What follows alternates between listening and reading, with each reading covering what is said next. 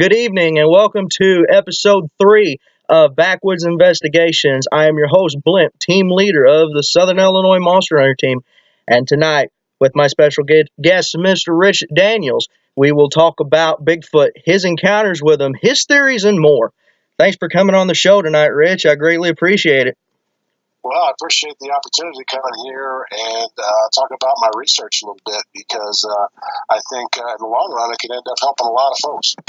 Well, that's what we're all in it for. These things are out there, and we're the select few by the Almighty to actually see these things. So I consider people like us blessed. Absolutely, it's been 13 years now that I've been a researcher, and I can't think of anything more challenging and more satisfying than what I've been able to do as far as advancing my research. Yeah, that's like I always say. I've been in for it just as long, and like I tell everybody, it never gets any easier. It ain't like it is on TV. You have injuries, equipment breakdown, weather gets on your bad side. It's not like it is on TV. Absolutely, and what people don't understand about it, it's pretty unglamorous. It's not like the flashing lights and everything else going off out there. It's a lot of tedious work that you find little tiny bits and pieces of things that help you out, and you have to be able to put all that together and come up with some data that you can follow and be able to understand this phenomenon a little bit more. Oh, I wholeheartedly agree.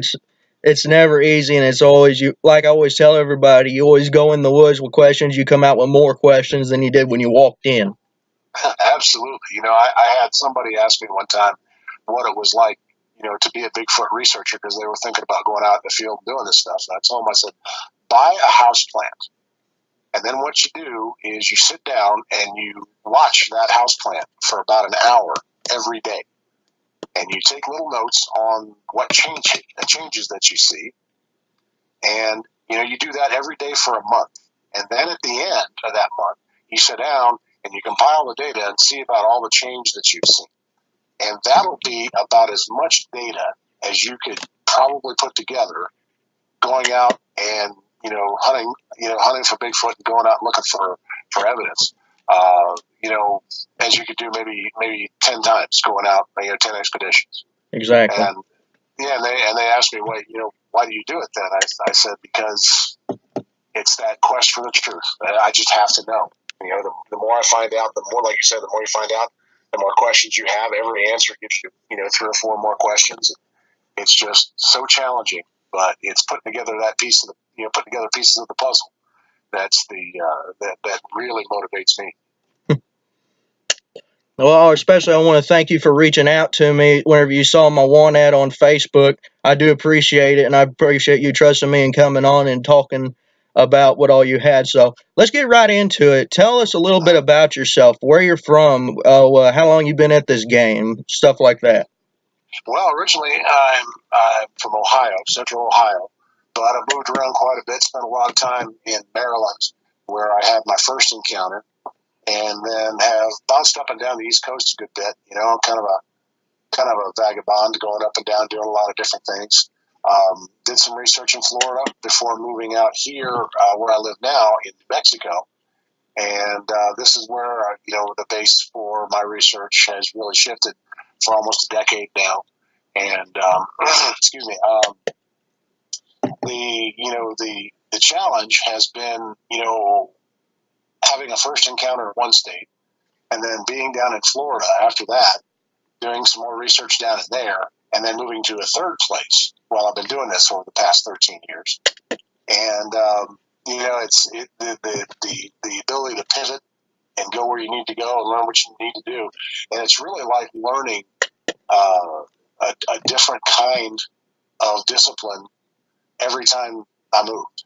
And because Florida is a totally different flavor than you're going to get up and down, elsewhere in the East Coast. A lot of swampland, a lot of, challenging terrain down there. And then to move out here to New Mexico, where it's mountainous. People don't realize how much forest land is in this area. It's forest land that covers mountainous areas and Again, a very different challenge. So I've had to shift gears several times, and for a long time, I was doing more of your typical research where, going out in the woods, finding out different things, looking for stick structures, looking for tree breaks, looking for all the different signs that we all look for. And then a couple years ago, I realized something through my day job that became significant in my research here.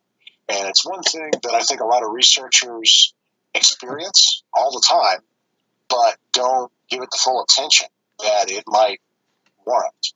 And that is the intense emotional reaction that people have when they encounter a Bigfoot or other, unknown animals. And we've all, as researchers, we've all interviewed witnesses where they've been really shaken up by it, and they've been, holding back their stories for a long time. Some of them, and we look at that and we go, oh wow, that's something significant there, but we don't really pursue it. And luckily, in what I was doing in my day job, is I work with behavior challenged young people, anywhere from 5 or 6 years old on up to high school age. And what I began to notice was that the emotional effect that a sighting of a Bigfoot or another, undocumented creature would have on somebody was very similar to the traumatic effects that some of the clients I was working with had.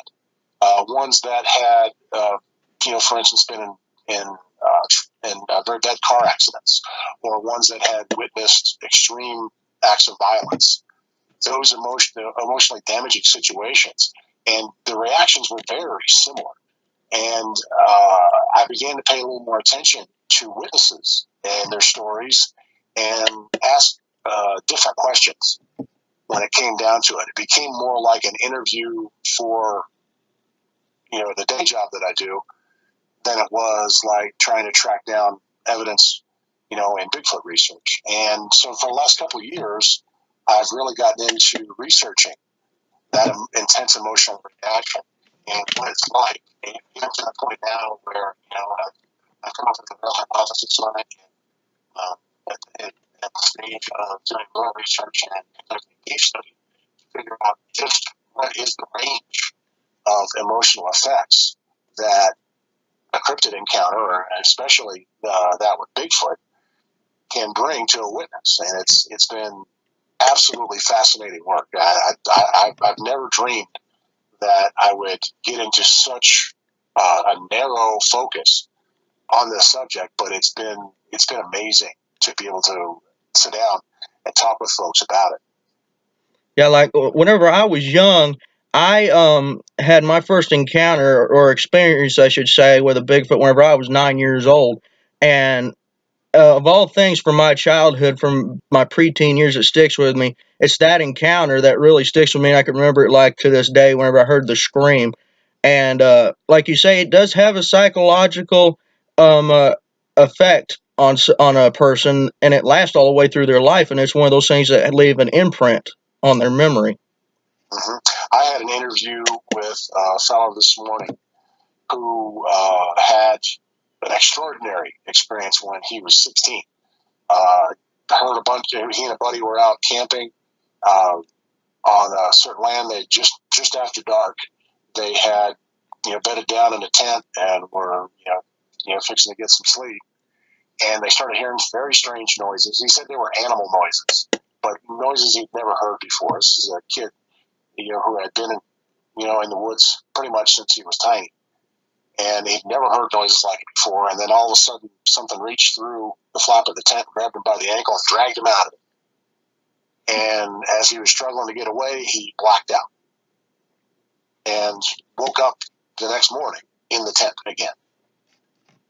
Wow. And this is a fellow now who is now 47, and in over 30 years, he hadn't talked to anybody about it except the friend that he was out there with. They both had the same experience. And he had talked to me this morning, and it was like it was yesterday to him. He was describing every detail that you could have, and I asked him about his emotional reaction to it, and he was very, very candid and very, very detailed about what he felt and what he still feels today. Over 30 years after this, he has, anxiety attacks. He has insomnia. He has been diagnosed with chronic fatigue disorder. And I mean, it's really, really telling how this has affected him. But it's sad to say that his experience is not unique, because I've run across a lot of people that for decades, 20, 30 years in some cases, haven't been able to say a word about it because they, there's a bunch of different reasons, but for the most part, these folks want to talk to people. They want to tell people about their experience, but they can't trust anybody with the information. They risk ridicule. They risk, ostracism. There's some folks that I've talked to that have lost jobs because they shared information like this. They shared their stories, and people around didn't want to hear it. Their bosses or whatever. And it's a real concern for these folks, enough for them to sit on these emotional powder kegs for years and years and years, rather than get it off their chest and talk. And it's amazing when you finally get somebody to a point where they can talk about this, and you think in interviewing them that you're going to wear them out a little bit by asking so many questions, but they want to go on and on and on. They can talk for hours about it because it's their first real outlet to be able to tell somebody what they went through. And it's an amazing experience as a researcher. Yeah, like whenever I started my team, the Southern Illinois Monster Hunters team, and a couple of my teammates were watching. Back whenever we started the team and we brought the team together, um, nobody really would talk about it. And then we started going public with our research, and especially people in my own family that had encounters, they didn't say nothing about it till I started this team back in 2015. And just in recent years, they've opened up about it, and it takes a spark in a community to for people to actually want to open up and confide in people. Absolutely, and that's something I'm trying to provide folks as much as I can. When I run across their stories, I think I belong to over 50 Facebook groups involving Sasquatch research, and also I'm one of the admins on the National Cryptid Society site on Facebook. And I come across stories, and then I end up contacting people and asking them about if they'd rather, if they'd share their story with me, because what I'm doing now is conducting a case study, trying to get 500 different stories together and able to determine the range of effects that these encounters have. In other words, what are the specific emotional responses and consequences from coming from these encounters?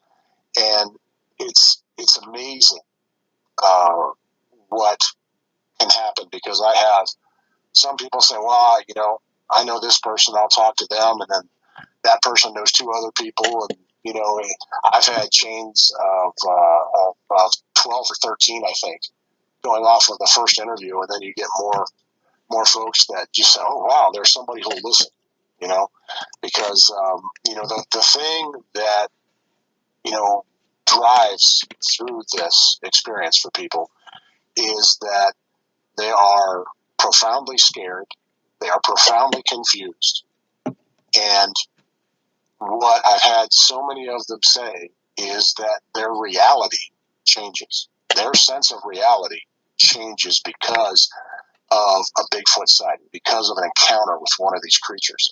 And I have to agree, because when I went through it myself, and you can speak to your case as well.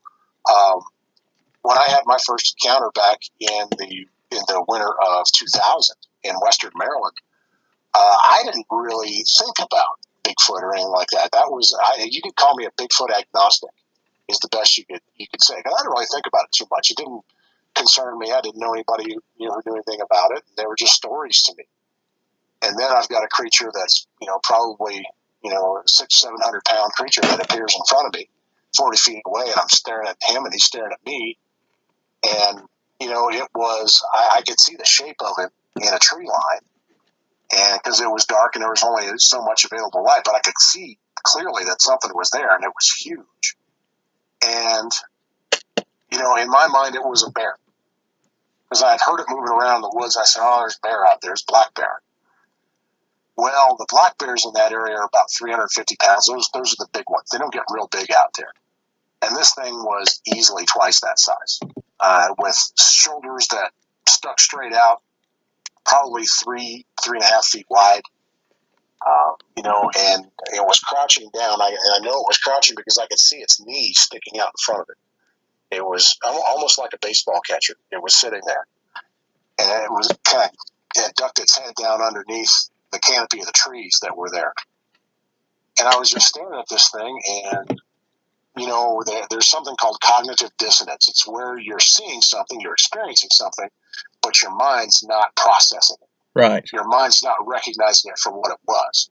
And it's taking, in my mind, this was a really funny looking bear.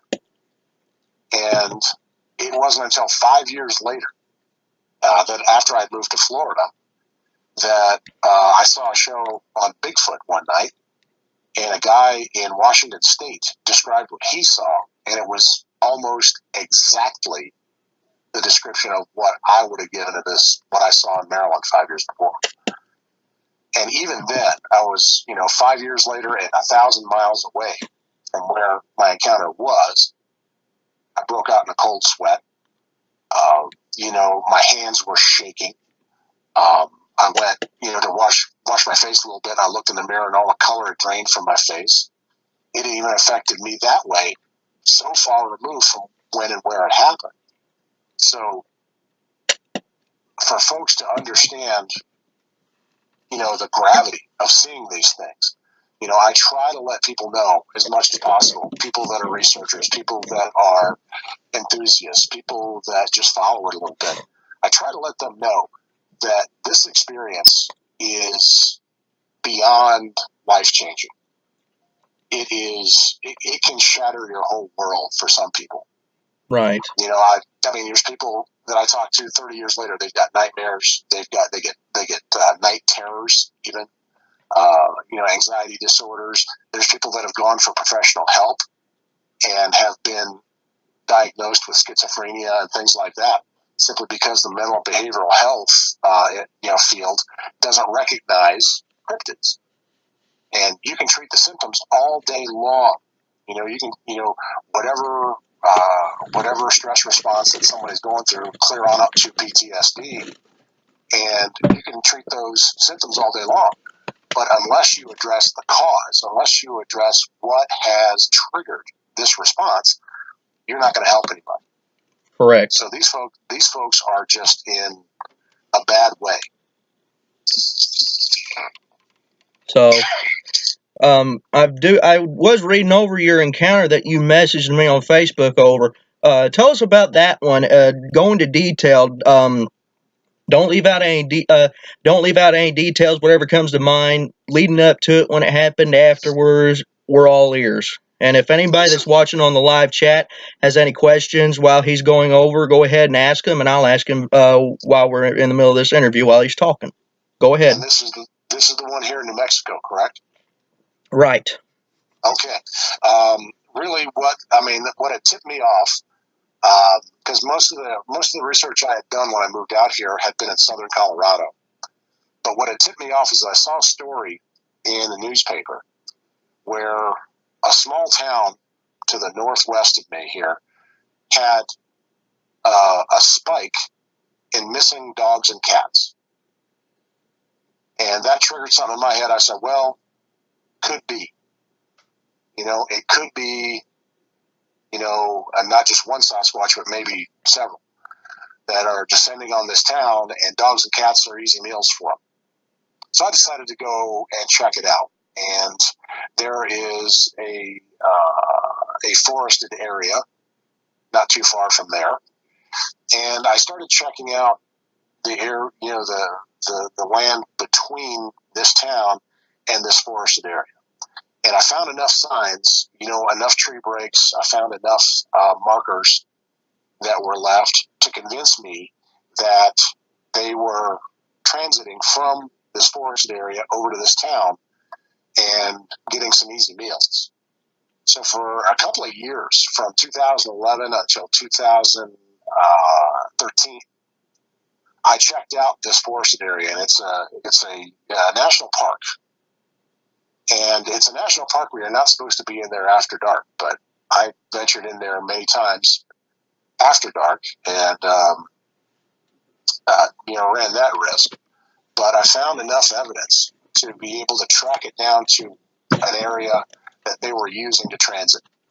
It's a covered area. It's a small little canyon, maybe 100 feet deep, maybe 200 feet wide, that it ran for about a half a mile. And they were using that as cover, covered transit area to get through. So, being still pretty green to the field, I spent a lot of time studying to get out in the field before I actually went. I mean, I started researching in 2005, and it wasn't until 2011 that I felt, confident enough to go out in the field and start doing things, because I didn't have the skill set to get out in the woods, and I had to learn as much as I could before I went. So I was pretty full of myself. So I decided I'm going to go out and to this canyon, and I'm going to build a blind. There's plenty of deadfall out there. There's aspens and all kinds of trees out there. So I built a blind and waited. And I guess I built the blind at about 8 in the evening, and at about 2 a.m., I heard a long call, one of those, what I call a sounding call. It's one of those, hey, is anybody here kind of calls.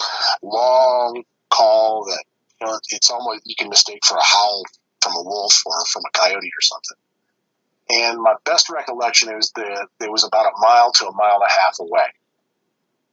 And then about 2:15, I heard another one that was closer. So it told me I might get something walking my way. Well, I heard footsteps about 2:40 or so, and the footsteps were approximately in my 2 o'clock position. And pretty much when I started to be able to discern that it was one individual, the footsteps stopped.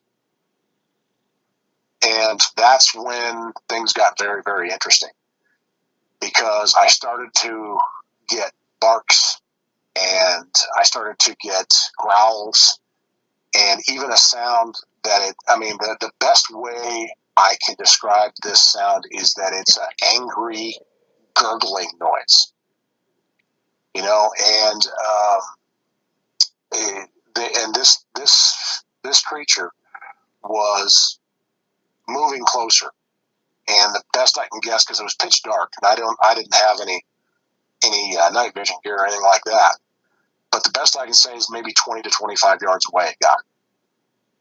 And it proceeded to stomp around my position at about that range, and all the time barking and growling at me and trying to scare me away as best I could say.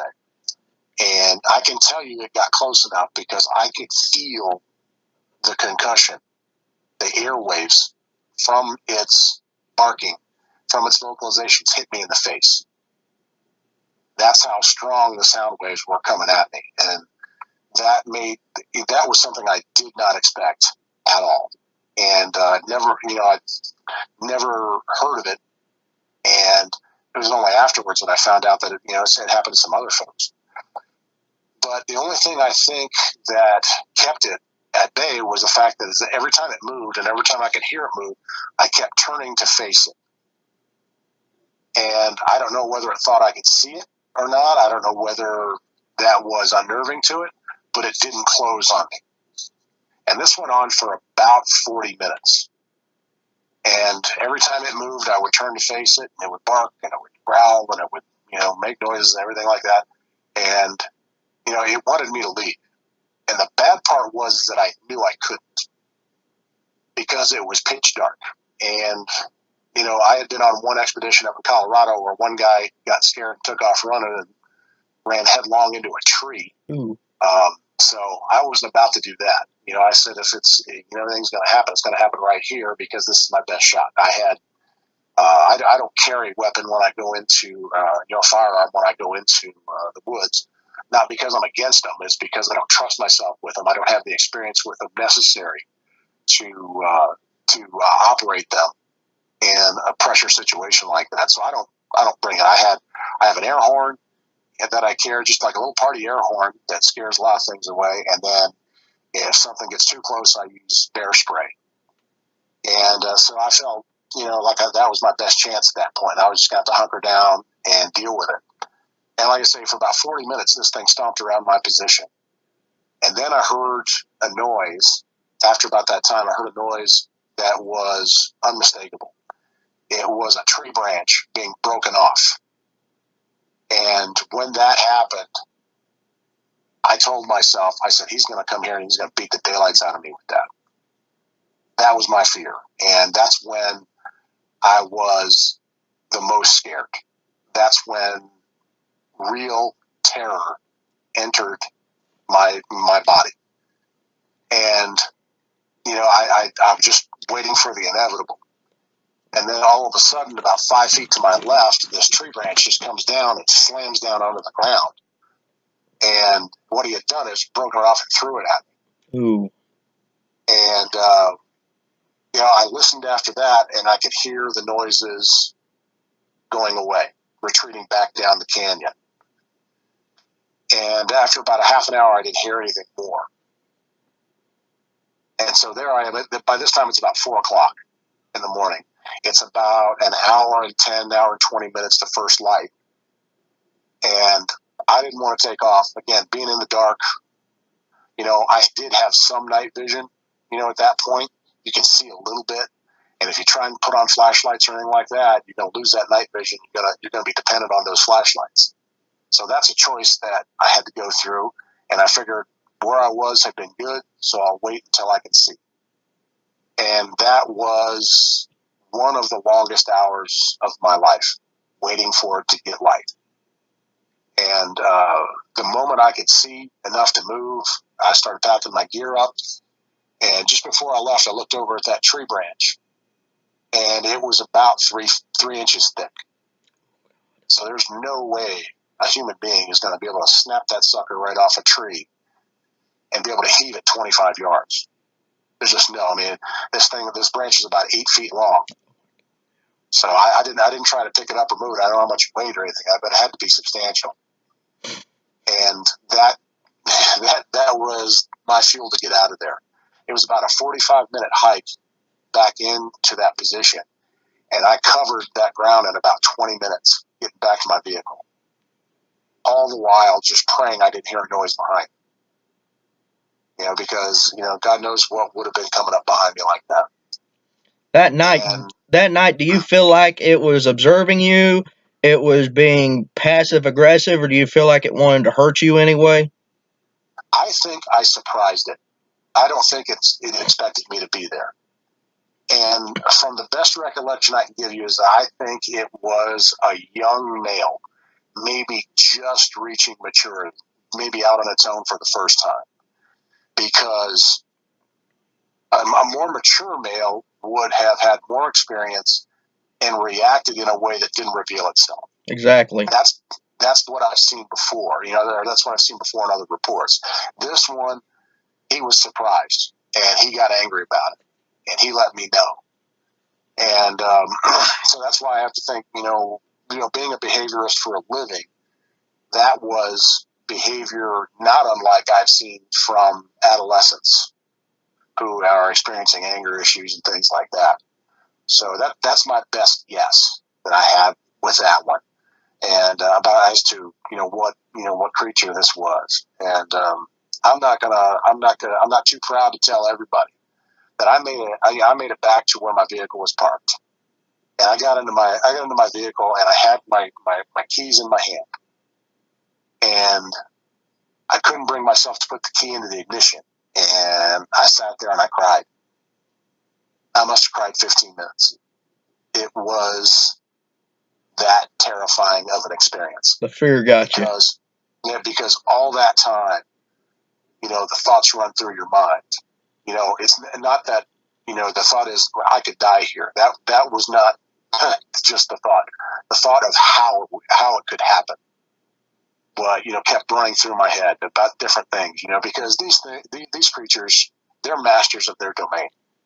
I mean, absolute masters of it. You're talking, at full maturity, 8-9 feet tall, 600-700 pounds, agile enough to run down a deer, and strong enough to move 1,000-pound logs if they want to. I mean, they can do pretty much anything they want. And if they want you, they're going to take you. They're going to get you. I don't think there's a bullet big enough. I don't think there's, a blaze big enough. If you hit these things with anything smaller than a truck, you're not going to stop.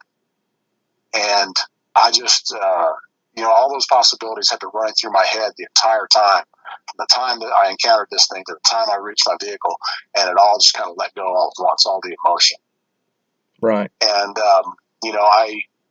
I drove home, which is, it's about hour and 45-minute drive for me to get home from there.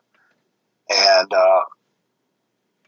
came in the house, and my wife greeted me, and I just kind of looked at her, and she understood right away that something had happened. And I just went back and, in the bedroom, closed the door, and just sat there, probably for about 2 hours before I could really get my head around what was going on. And I was able to talk to her about it. And that is the last time that I was really full of myself and went out by myself. I will never, ever go into the woods by myself again. That's what I tell everybody. You don't go in the woods by yourself, and if you do, you make sure you got enough, like if you get lost, have food or water enough to sustain you for a couple days. Have some kind of like a first aid. Like whenever I go in the woods, I pack a 38 special in a holster, and or I'll have a 20 gauge shotgun with me. I always make sure I have fresh batteries for my headlamps, my flashlights, my audio, and my video equipment. And not only that, I always make sure everybody, if I do go by myself, I make sure people know where I'm at. And whenever I go in the woods, I send out a GPS coordinate to where I'm at. That way, if they can't raise me on the phone, they have a GPS coordinate, so that way they know where to start looking for me. Yeah, there's a long list of precautions that you should take, and not just when you're going by yourself. It's just when you're going out there, period. I don't care if there's 10 people in the group. People should know where you are and what you're doing, and when you intend to be back, all that kind of stuff. And you should be prepared for as many possibilities of things that could happen as you can.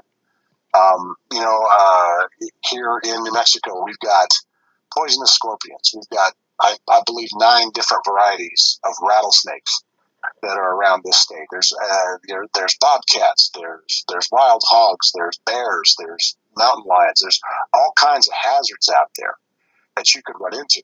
Not to mention that, every plant that you come across out there is so robust and so hardy and able to defend itself in its own way out here that you have to, put that in mind as well. And, you got to take those precautions, and I'll add to the food and water that you have here. And one thing I always make sure I have is a couple of bottles of the 5-hour energy, because you could be destroyed, tired, and still need to cover ground, and still need to do something, and that's going to help you get through. One of those things can get you that extra edge that you need to be able to get you to finish what you got to do. And but all kinds of things like that are important to think about. I run across so many people that are walking out there and they've got nothing but their hands in their pockets. They got their cell phone in their pocket, and that's it. They think it's like, walking down the street, you're going to be able to contact anybody. And it's not that way. You have to get to such remote areas over such rough terrain in a lot of cases that you need to be prepared for a lot of stuff. And if you're walking around out there with your hands in your pockets and that's it, you're in a bad way. You set yourself up for a very bad experience right from the get-go. Exactly. Yeah, that's why now I don't go out looking for them anymore.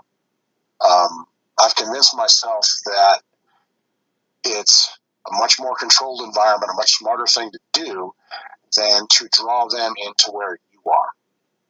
So I'll go out late in the afternoon and, uh, just make an appearance. I try to look as much like a typical hiker as anybody because I believe these creatures are intelligent enough to understand when you're out there looking for something.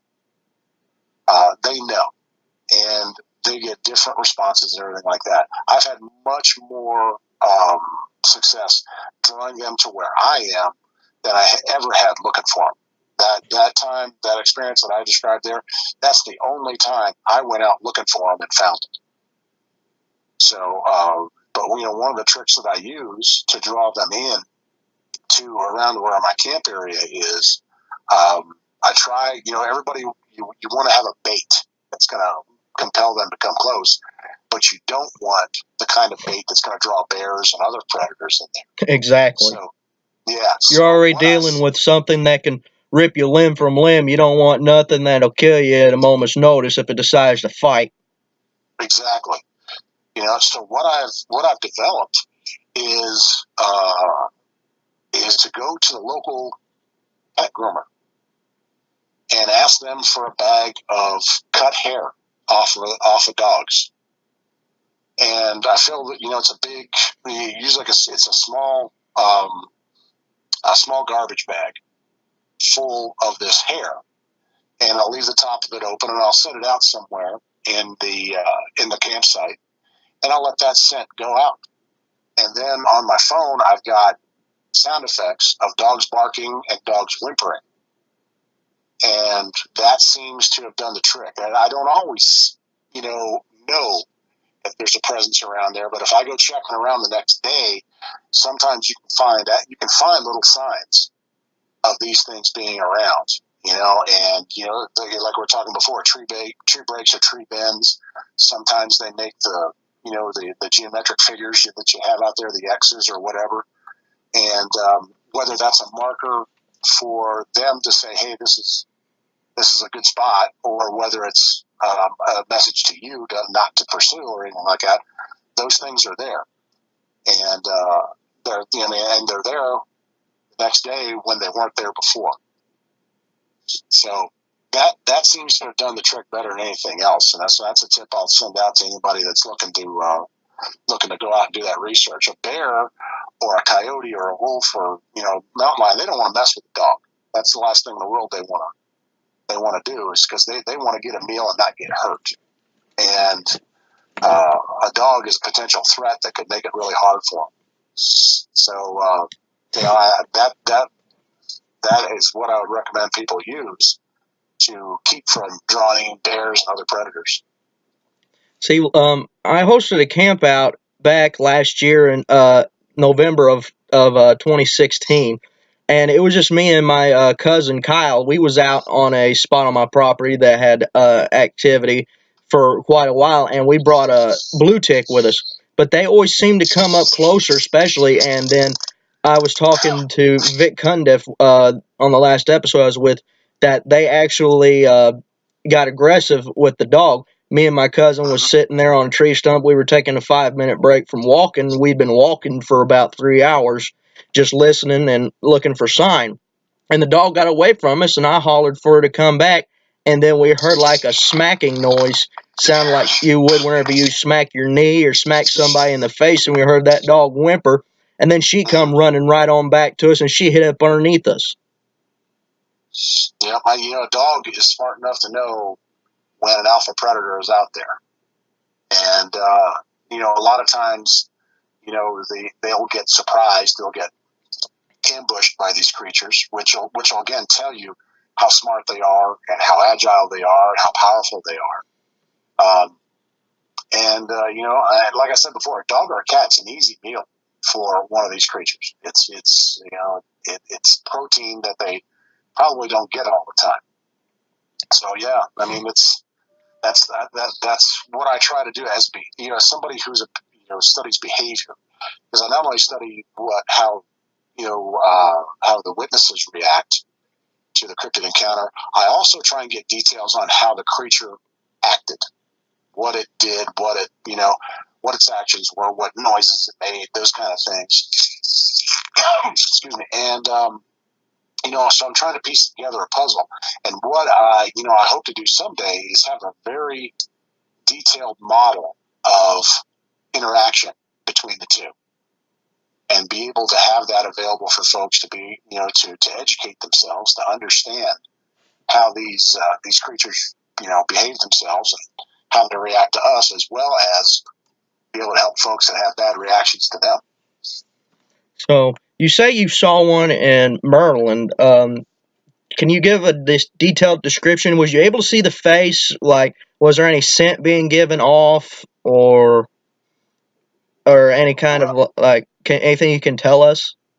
Well, like I said, it was at night, and there was some available light. There was the moon. I can't remember if the moon was full or near full, but there was a good amount of light coming off the moon, and there was a lamppost about 150 feet away from where this happened. It was to my left, but the sighting that I had was a little bit to my right, and I could see the shape of it in the tree line. This tree line was covered by bushes and briars, except for one gap that had been beat down there. That's where we used to walk back into the woods there. That lady friend that I was seeing there, that was her house, and we used to take her kids back into the woods and hike and play back there and things like that. So you had that about 15-foot gap wide in the tree line, with the canopy of the trees hanging down to about 5 feet. So it was about 15 by 5. And what the situation was, I had to walk back out to her car to push down the hatchback on it, because I put it down. It didn't go down all the way. The dome light of the car was still on. She had to be out to work the next morning, and we didn't want her battery run down. So, we had heard there was something big back in the woods when we pulled up. And so in my mind, again, it's a bear. That's all I was thinking about, black bear and everything. So I'd walked out there and got the hatchback pushed down, and I'd had my eyes on this gap the whole time and didn't see anything until I saw movement.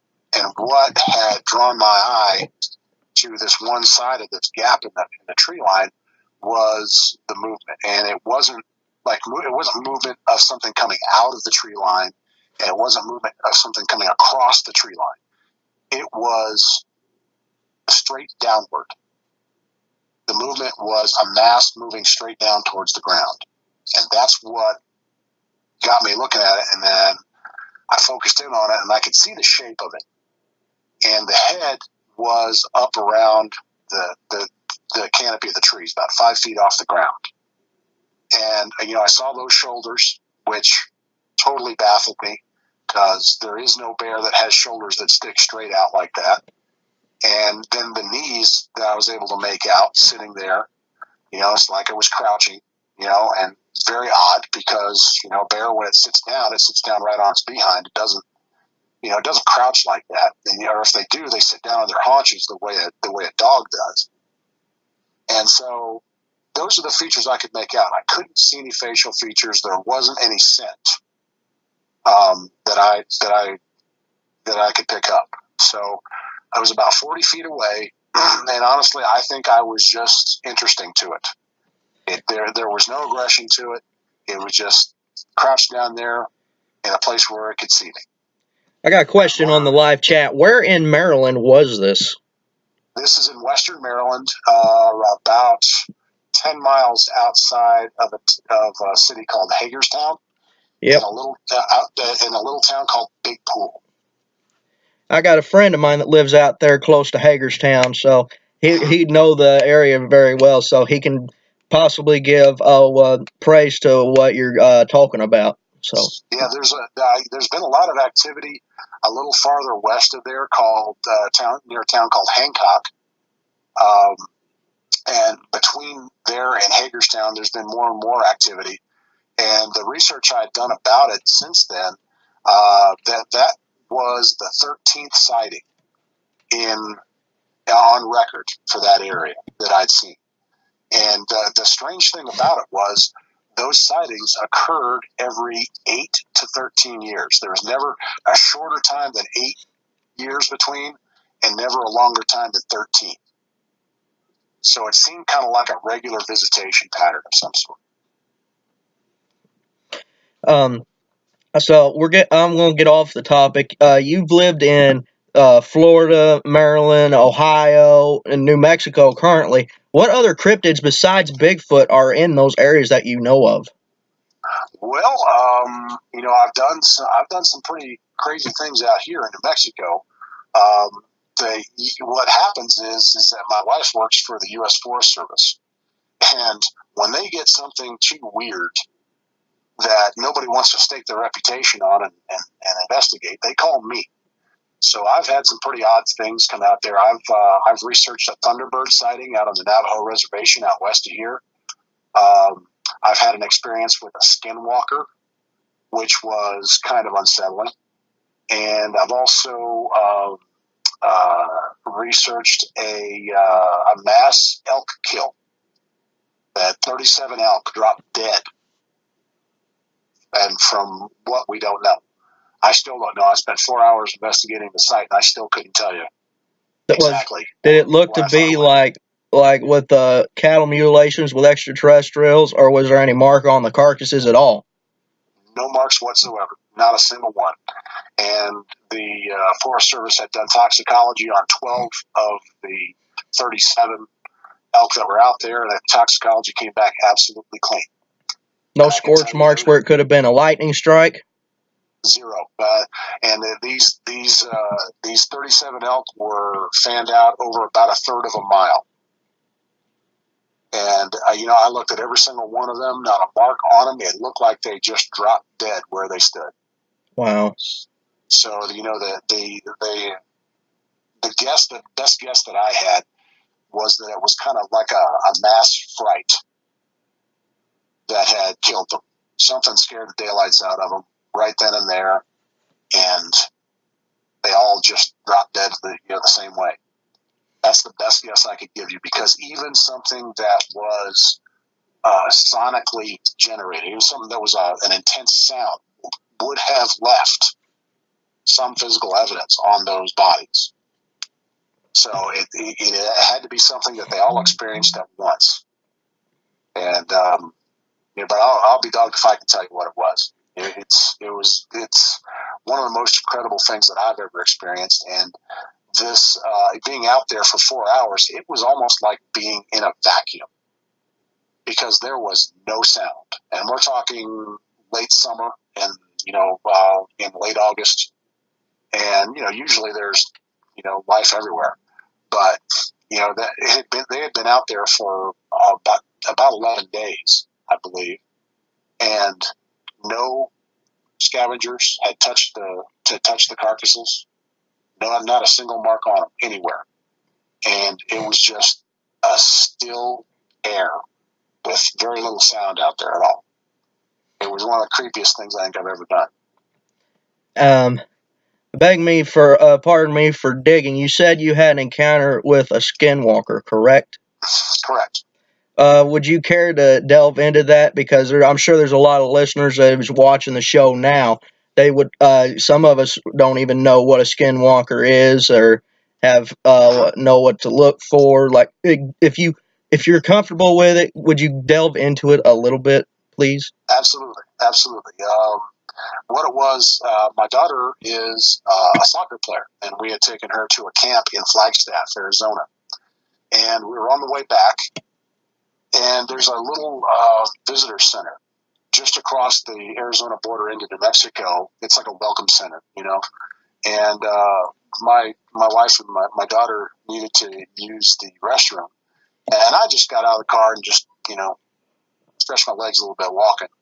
Been driving for a couple hours, and on the backside, I went around the corner, or I walked to where I could see around the corner of this visitor center. And on the backside of it, there was a little 2-lane road that ran behind it, and then on the other side, there was a fence with maybe open ground area back to a cliff that was about 100 feet high, some stony outcroppings and everything that went high. Standing next to this fence was an old Native American man, silver-haired, and had a feather hanging from his the right side of his head, and dressed fairly normally, like you'd see folks out here. He had jeans on, and he had a button-down shirt with a blue vest over it. And I just saw this fellow, and I made contact with him. He was about maybe 100 to 120 feet away. And I nodded to him, and he nodded to me, just kind of like that, how you doing, type of thing. And just at that point, coming down that little two-lane road from my left going to my right, a car was there, and it passed him, and it went the distance of between two telephone poles. And I mean, if people can see just about how far that is. And this car covered that distance in about 4 seconds, maybe. And my eyes followed this car till I got down a little bit, and I turned back to look at this older fellow that was standing there, and he was gone. I mean, just gone, disappeared. And the grassy area where he was standing, the grass was maybe like to mid calf. So him dropping down and hiding would have been really hard. I know I could have still seen it, and just disappeared. And I got that real creepy feeling at that point. My wife and daughter came out of the visitor center, and I said, "Let's get in the car and go." And they were saying, "Well, what's going on? What's going on?" I said, "Get down the road, and I'll tell you." And we got off the exit and got back onto the highway, and got down the road a little bit, and I told my wife about it. And of course, I get 1,000 questions. My daughter's 13, so she's going to have 1,000 questions about it, and I answered all of them, the best I could. And it was just that really odd feeling. And for those folks that don't know what a skinwalker is in Native American culture, it's basically a witch. And witches in Native American culture are men. And the popular view of skinwalkers is that they are evil and that they do nasty things to people and things like that. Well, I have several friends from a couple of different of the Pueblo nations out here who will tell you that skinwalkers are basically protectors of their people, and for one way or another, they'll for them the means fit the end. And they'll do something nasty if it protects a certain person or a certain group of people or the entire nation. And so, they could be doing really good stuff or they could be doing really nasty stuff. It depends.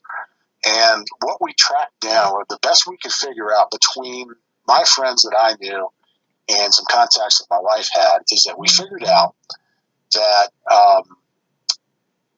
I had been, in my day job, I had been working with a young man who had been from the Navajo reservation where this happened. And I had invested a lot of time in him.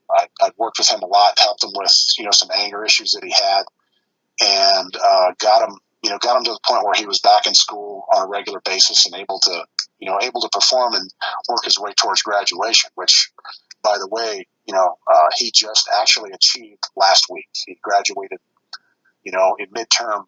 He was about a semester behind, but he graduated midterm last week. But I had to the point where I'd worked with this young man one-on-one, 7 hours a day for a long stretch of time, several months, just to get him to the point where he could operate and be able to do things. So I've done a lot for this young fella. And the best the folks should come up with is that was a thank you. It's rare for people on the reservation to see a skinwalker, and it's almost unheard of for an outsider to see it. But one of my friends, he said you've done so many things for that kid. You've invested so much of yourself in him and helped him so much. He said, I think you got to thank you. That nod, that acknowledgement was a thank you. And to this day, I've taken that idea with me in the work that I do, in that everybody no matter where they're coming from, no matter what they're doing. You know, they show up in front of me because they need the help. And that's what I give them without thinking too much about it. So, yeah, that Skinwalker, it could be kind of weird. There's a lot of bad stories about him out there. But, you know, the good stories, the protective kind of stories, the benevolent kind of stories don't seem to be as popular. Another one you talked about where you did the Thunderbird report. I'd like to touch on that because Thunderbird strikes near and dear to my heart because in Illinois we have had reports of Thunderbird for the past 150 years. And just a couple days ago, a fella handed me a report over Facebook in my group that I'm a part of. He said that he saw not a Bigfoot, a Thunderbird soaring over the northbound lane of I-57 just about 40 minutes south of here. And then back in the 70s, there was a report where a young child, and it actually showed up on Monster Quest on the History Channel about a decade ago, where he was picked up and carried about 30 foot, 4 foot off the ground by a Thunderbird. And it's a very interesting case. What do you think a Thunderbird is? Is it a misidentified bird of prey like a condor or a turkey buzzard, or do you think it could be like something Native American spiritual kind of thing, or do you think there's like go along with the people they're saying it could be a dinosaur left over like a pterosaur? Well, you know, I've seen the reports out of Illinois, and there it seems to be a large bird of prey. It seems like that to me. I don't think people understand how big condors get. We have a lot of condors in Arizona, down around the Arizona-New Mexico line, and their wingspan can get to 30 feet. I mean, they're that big of birds. You know, and the body of them, they're as big as a man. And you know, for the bird sightings, the coloring that's described and the behavior that's described seems to be lending itself towards condors. You know, however, this sighting that I had, that I went down and talked to, is a couple fellows, again, down on the Navajo reservation here. It's a very remote area on the western border of New Mexico and the eastern border of Arizona. And, you know, these are two fellows who, you know, one of them was a retired law enforcement officer. The other one was a retired firefighter. And they had been out hunting and were coming back, and it was near dark. You know, it was just twilight time. And they were driving down the road, and the big shadow appears next to them. And they look over, and it is this gray creature that they can only describe as a pterodactyl. They said it looked like a pterodactyl. And they said the thing looked over at them briefly and then just kind of peeled off and went off up into the darkness. And, you know, here's two guys, you know, professionals. You know, one of them is a career trained observer. The other one is a career public servant, both with great reputations and things like that. And they're describing that they saw a flying dinosaur. And so, you know, there's really not much investigating to do when it comes to these things because I can't go down to the site. I mean, the thing never made landfall. And, you know, trying to figure out where this thing may hold up, you know, on the Navajo reservation, that reservation is about the size of Connecticut and Massachusetts put together. So, you know, there's just no way to track it down. So really you're going off the eyewitness testimony and talking to them and then trying to get a background of any other activity they've been down there. But these fellows were serious as a heart attack. That's exactly what they saw. But one guy even described the eyes as being just black. There's no white to the eye. There's no pupil, nothing. It was just a black eye staring at him from about 50 feet away. This thing had swooped down that close to their truck. So, you know, there's different sightings of different things.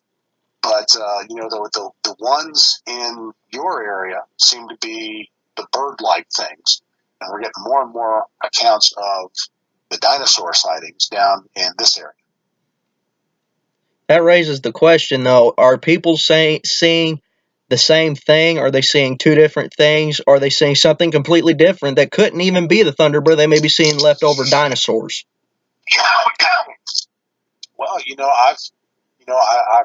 I've heard those ideas. Another idea I've heard is that the dinosaur sightings are a resultant of some sort of electromagnetic energy portal or something, like interdimensional portal or something, and these are actually live creatures that appear from another time, where the two realities kind of merge in some place or something like that.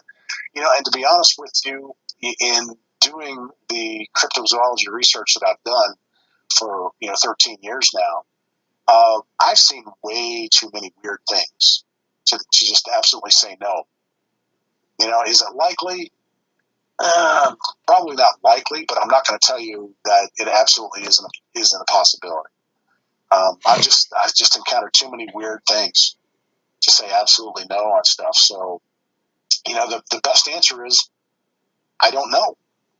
And there's really nothing wrong with an answer like that, because I've only got a couple pieces of that puzzle, and I couldn't tell you exactly what it adds up to be without more information, without more data to it. But it was reported to be a live creature. It was reported to look like a dinosaur, and these guys were not wavering from their story one bit. They told me the story 3 different times, and it was the same thing every time. Mm-hmm. Mm-hmm. That's something else, buddy. Of course, I'm only 22, almost 23 years old, and I'm still seeing things. And like I tell anybody in the field of cryptozoology dealing with anything, whether it be Skinwalker, Bigfoot, Dogman, or Thunderbird, it's an ever-growing puzzle. When you think you have all the pieces, something else happens that throws other pieces they're missing. Yep, and and then the people run around in their daily lives, and they think things are as simple as they see them. They think, they look on a map and they see lines on a map, and they think that whole area is managed and it's taken care of, and there's no problem. Bull. And they don't understand. They don't understand how much open space there is in this country, especially when you get out west, like out here where I am. There's the state of New Mexico has 8 million people in it, and they're all huddled up together in towns. And there's vast open areas, millions and millions of acres that are just wide open, and there's nobody around all the time. And that goes, for every other state out west here. And there's a lot of open areas, even in the Midwest, even out east. My home state of Ohio is one of the biggest areas for Bigfoot sightings in the country. And you'd think that it wouldn't be that way, but being from eastern Ohio myself, I can tell you there's a ton of open area out there. I mean, you wouldn't believe. There have been sightings that were less than 30 minutes from downtown Cleveland. Folks take it for granted that they understand the world, very well. That we're in command of the world so much that we are. But there's so much out there that we don't know, that we don't understand, and that most people don't even experience. That's what I tell everybody. There's a lot still left to be discovered in this world. People talk about people like you and me that research all this stuff, and they say we're full of crap. And then we go, and I just throw it right back at them and say, well, the coelacanth and the giant squid, those were all reports, and especially with the lowland gorilla, the silverbacks, those were all just folklore until someone caught them. Well, and you go down to Indonesia, where the first Westerners that got there heard these stories about the red men of the forest. Exactly.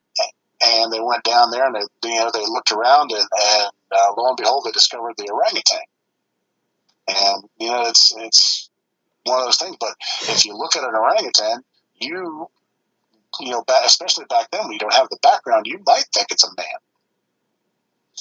So I mean, whatever is undiscovered now It's only a matter of time until it is confirmed, until it is brought to science. And, then that's when most people are going to believe. But at this point, I can't even identify myself as a believer because, belief requires, some sort of leap of faith, some sort of commitment without evidence. And I've had a lot of weird stuff encounter me, and I know these things are there. I don't have to prove it to anybody else. I don't have to have anybody agree with me. And, I just conduct my work and keep going because I know these things are out there and I know they're having an effect on people. And, it's just a matter of how many other people know at this point. Right.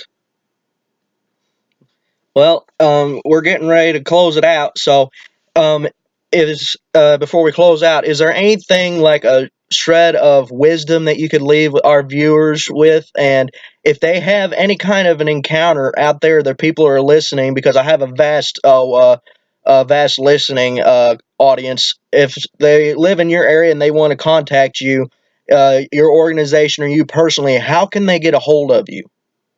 Well, I have started a group on Facebook called the Crypto Encounter Group.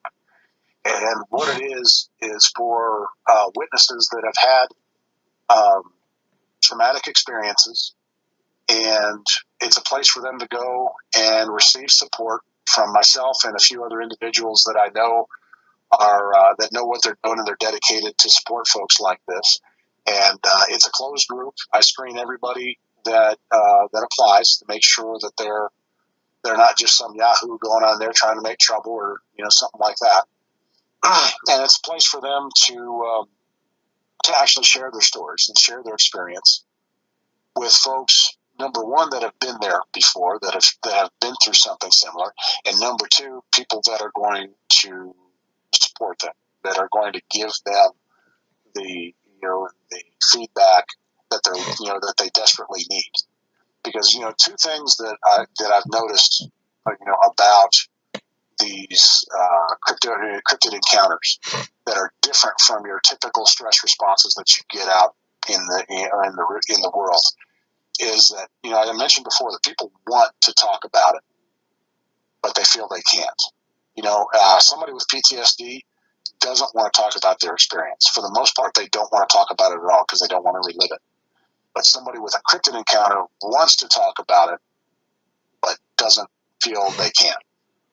And the other thing is the cause of the stress has to be addressed.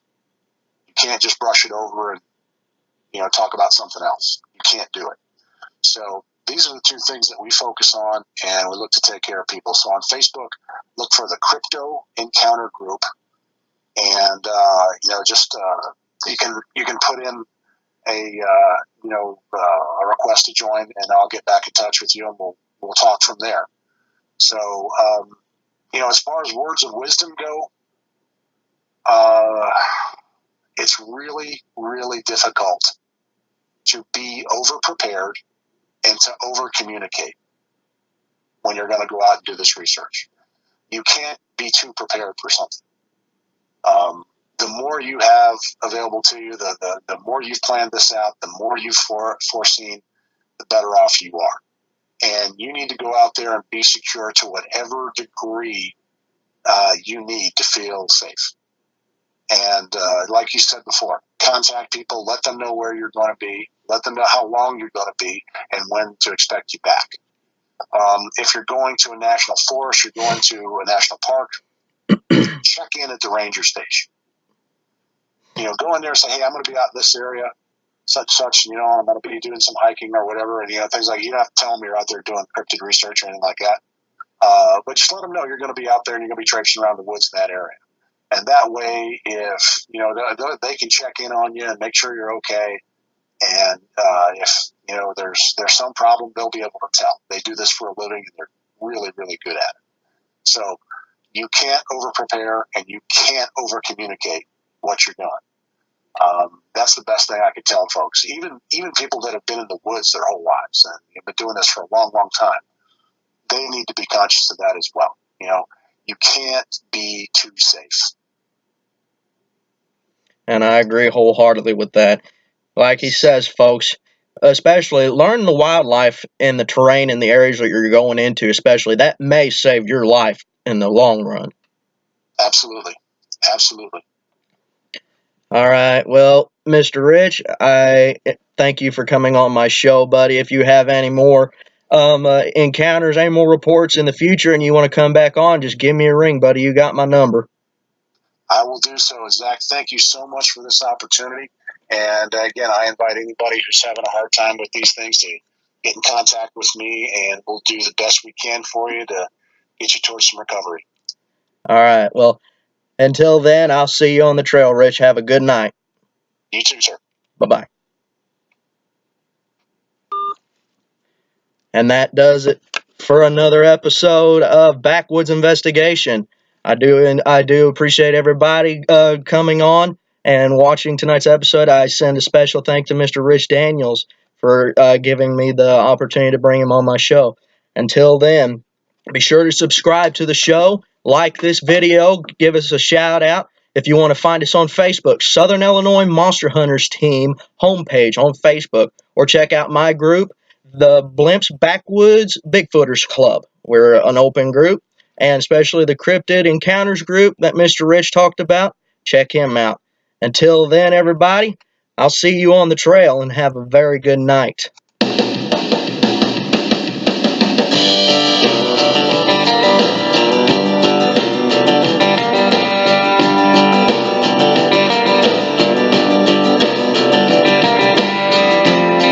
Be sure to tune in next time for whenever I have my next guest. Season 2 continues. Good night, everybody.